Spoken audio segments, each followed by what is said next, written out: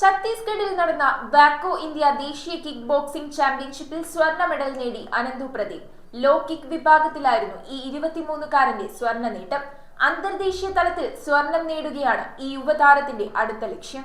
ഈ കഴിഞ്ഞ ജൂലൈ 16-ന് ഛത്തീസ്ഗഡിൽ വെച്ച് നടന്ന വാക്കോ ഇന്ത്യൻ ദേശീയ കിക്ക് ബോക്സിംഗ് ചാമ്പ്യൻഷിപ്പിൽ അനന്തു പ്രദീപ് സ്വർണ്ണ മെഡൽ നേടി. എതിരാളികളുടെ കിക്കുകൾ തടഞ്ഞ് അതീവ നീക്കത്തിലൂടെയാണ് പെരുമ്പാവൂർ ഐമുറി സ്വദേശി അനന്തു ഈ നേട്ടം കൈവരിച്ചത്.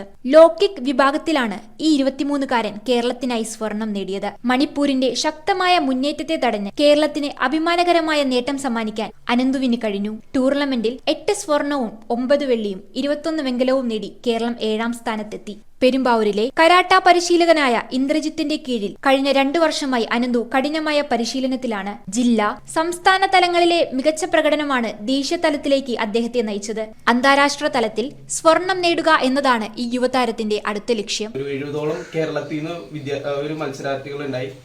എന്റെ വിഭാഗത്തിൽ ഒരു ലോ കിക്ക് -16 ഒരു 12 പേരുണ്ടായി. അതിൽ എനിക്ക് സെമിയിൽ കിട്ടിയ ഒപ്പോണന്റ് ആയിരുന്നു എന്റെ ഏറ്റവും ഹാർഡായിട്ടുള്ള എൻ്റെ ഒപ്പോണൻ്റായിട്ട് എനിക്ക് തോന്നിയത്. കാരണം ഒരു മണിപ്പൂരി സ്വദേശിയായിരുന്നു. കഴിഞ്ഞ പ്രാവശ്യത്തെ ഒരു ഗോൾഡ് മെഡൽ ജേതാവ് കൂടിയാണ്. അവരായിരുന്നു ആ ഗോൾഡ് മെഡൽ ആ വിഭാഗത്തിൽ അടിച്ചത്. അങ്ങനെ അവരെ ബീറ്റ് ചെയ്താണ് ഞാൻ ഫൈനൽസിലെത്തി, പഞ്ചാബ് പ്ലെയറായിട്ട്. അങ്ങനെ പഞ്ചാബിനായിട്ട് വിജയിച്ച് എനിക്ക് എൻ്റെ ഗോൾഡ് മെഡൽ, എൻ്റെ നാഷണൽ സ്വപ്നമായിരുന്ന ഒരു ഗോൾഡ് മെഡൽ എനിക്ക് നേടാൻ പറ്റി. ഇനി എനിക്ക് ഇന്റർനാഷണൽസ് കളിക്കണം എന്നാണ് ആഗ്രഹം. News bureau, Perumbavoor.